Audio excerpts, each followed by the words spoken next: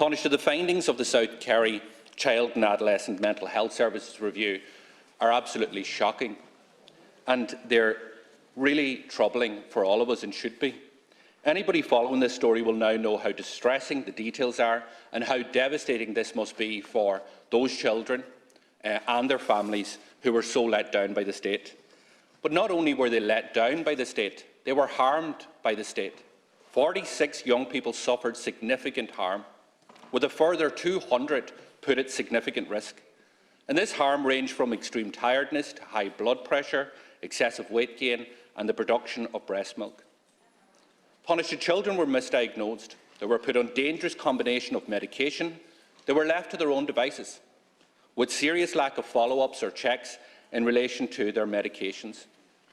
One family told a colleague of mine that they were so concerned with the changes in their child's behaviour and the child's appearance that they challenged the doctor, only to be threatened by the doctor that he would report them to TUSLA. Now, that's absolutely disgraceful. Failures in clinical governance and oversight have had real consequences for the health and the well-being of these children, and consequences that will last for a long time.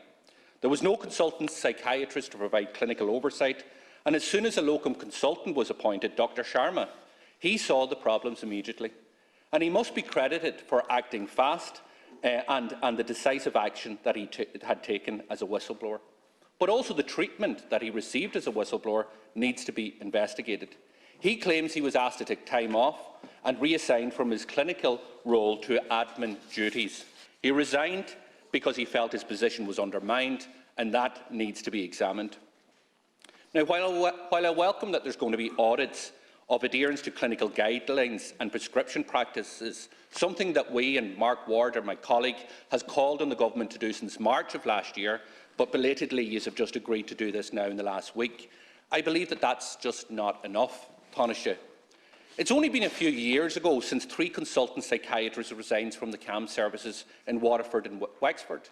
Why? Because of how poor and how unsafe the conditions were due to understaffing. Yesterday we learned that more than 50 children were inappropriately placed in psychiatric units, which were adult units, over the last 2 years. Units that are unfit and unsafe for young people.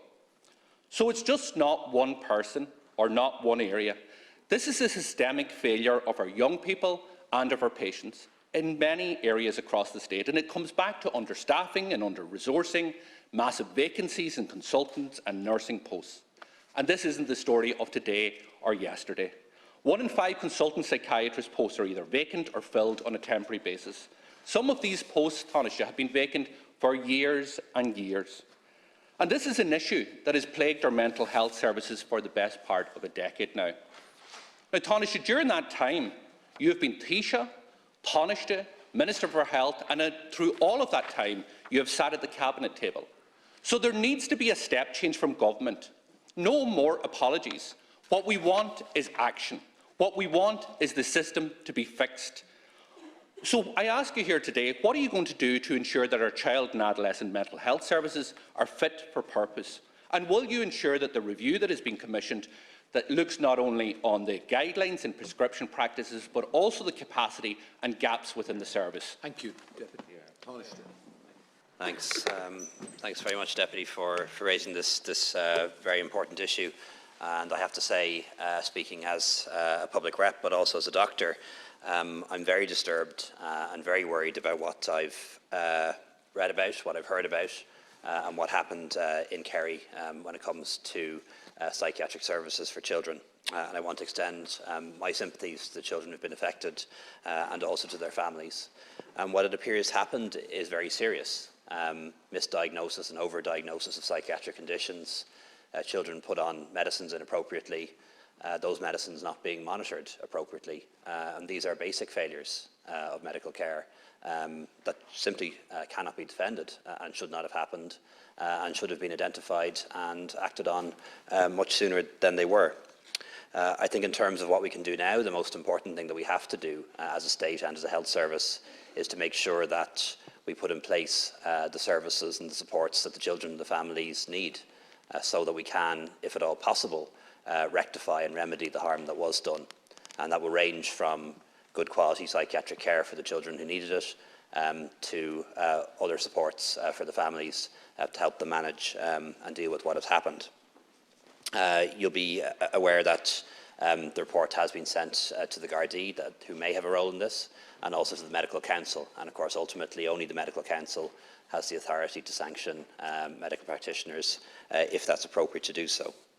The mental health budget, as you know, being a member of this stall, having come here and been part of many budget debates, the budget for mental health is now more than £1 billion a year. It's increased dramatically in recent years, 20–30%, I think, in the last few years alone.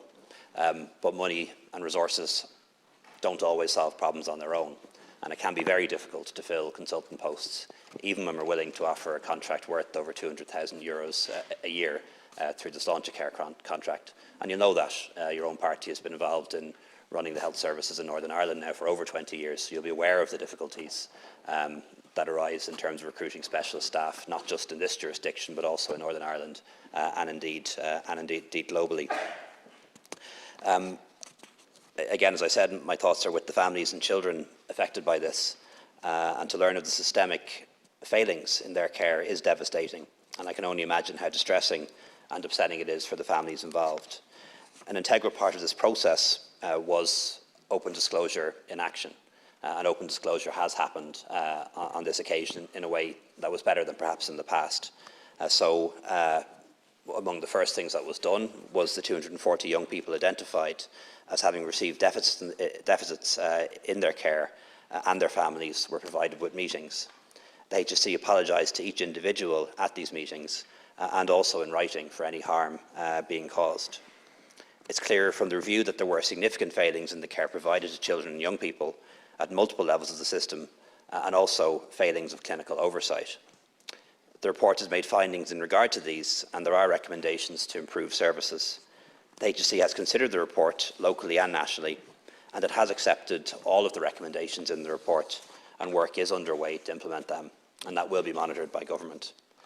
Among the recommendations identified includes an assessment of reconfiguration of the service and a full nationwide audit of compliance with CAM's operational guidelines by all CAM's teams to make sure that there aren't similar problems happening in other parts of the country, which I know people will be concerned about. And as you mentioned, a prescribing audit will be conducted for each of the 72 CAMS teams nationally. So there are 72 CAMS teams across the country, and there'll be a prescribing audit in each case to see if similar issues might have arisen in other parts of the country, which we don't believe is the case, but we want to assure ourselves is not the case. Taoiseach, Deputy Doherty. Yeah, Taoiseach, as I mentioned, this isn't the story of one location, one doctor, one problem, one scandal. This has been going on for years now. And, you know, you'd be forgiven if you were just coming into office and you had an approach and you had a view on how to fix this, but you've been there for 10 years. You've been Minister for Health, you've been Taoiseach, Taoiseach around the Cabinet table. And I want to know, because you could have given the same script or speech or response 3 years ago when the psychiatrist resigned from the South East because it was unsafe and unsound in terms of CAMS. We do have issues in terms of capacity. That's why children are being put into adult services, adult beds, which aren't fit for purpose, which are being condemned by the Children's Ombudsman, yet there is no action. There is an issue in terms of the contract, which has created a two-tier contract. There was pay cuts that haven't been reversed. So I'm asking you, will the review include the capacity issues? Because there was capacity issues in the South East, and there's capacity issues in the North West. There's capacity issues right across the state. There is 3,065 children waiting on CAM's waiting lists. Over 800 of them have been waiting for 6 months. Over 300 of them have been waiting for a year. These are children with mental health problems that aren't getting support by the state.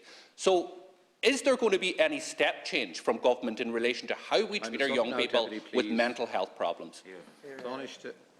Thanks. Thanks very much, Deputy. I'm a little disappointed that you've sort of chosen to try to make this issue, which is a very sensitive one, a party political one, or to try and personalise it politically. And I would remind you that while you may pretend to claim otherwise, you're very much an establishment party. And in the past 20 years, you've been in government on this island as long as my party has. And you've co-chaired a government that's in charge of health services in Northern Ireland that consistently perform inferiorly to our health services here in terms of patient outcomes. And if you're holding me responsible for any clinical failures in the past 10 or 20 years here in this state, then surely your party is responsible for the failures that have occurred at a clinical level north of the border as well. You can't have one standard for us and then have no standards for yourselves. In relation to capacity issues, Deputy, it's accepted that we have capacity constraints, not just in our mental health services, but in our health services generally. And huge investment has gone into our health services in the last couple of years. You may not be aware of this, but we've 40% more doctors in our health service now in Ireland than we had 10 years ago, including 40% more consultants.